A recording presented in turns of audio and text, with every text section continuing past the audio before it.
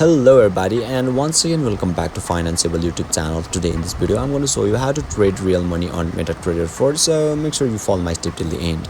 First thing first, I assume that you have already downloaded the Metatrader 4 app, and once you open it you'll be able to see the interface on in the screen where you can see settings option at bottom right corner. Just tap over there and now you'll be redirected to the settings section where you can see new account option at top on the screen, where you simply need to tap on it. Now you'll be able to see two options. So you simply need to tap on second option, which is log into an existing account, and once you tap on it you'll be able to see the search bar where you need to search for your broker account. So let's say I have balance and account in capital.com.